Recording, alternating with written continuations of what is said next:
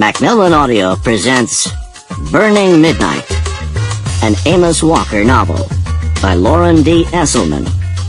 Read for you by Larkin.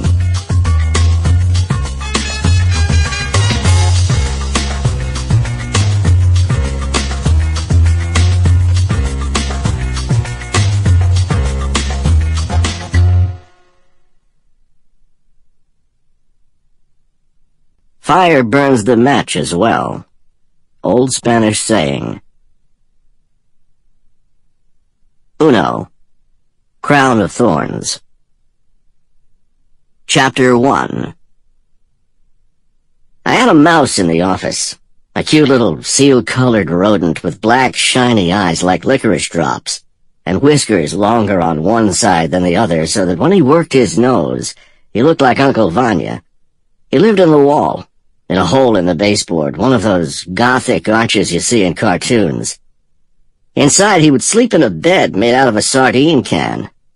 I called him Wally.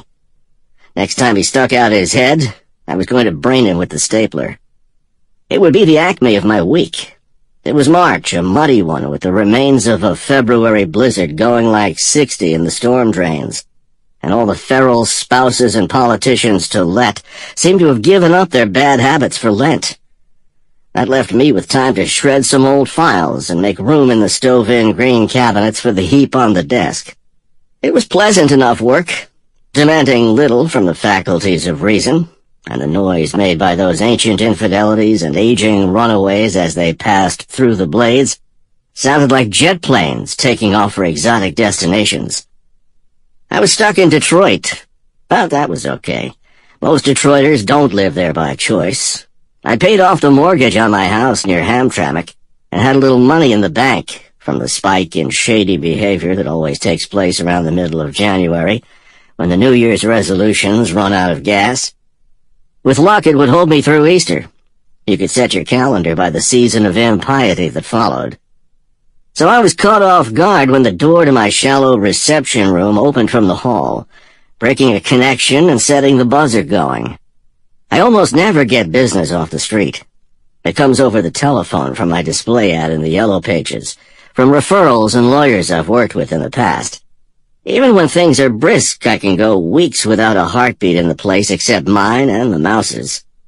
I could just as well work from home, but that sort of thing leads to wearing a bathrobe in the afternoon and related types of sloth. I'm lazy enough without encouragement.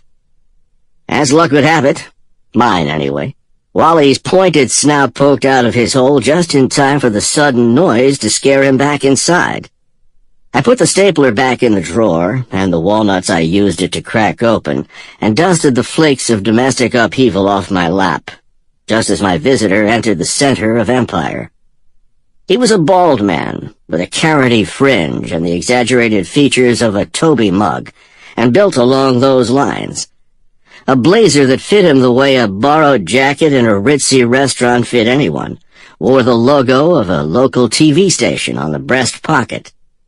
His neck was red and rashy from the struggle against the tie that closed his collar with a knot as hard as a ball bearing. It was a spread collar, but getting it buttoned would be a daily challenge and put blisters on his fingers. His neck had been engineered to hold up something a lot bigger than his head, but it was a big head at that. If he wore a hat, it would have had to have been custom-made. He had the skim milk complexion of the true redhead, which called attention to the scarlet lesions of the true drunkard. But he was sober now, and came straight up to my desk without looking around. I had more than a hunch he could still have described everything in the office down to the buttons on General Custer's tunic in the framed print covering a bald patch in the wallpaper.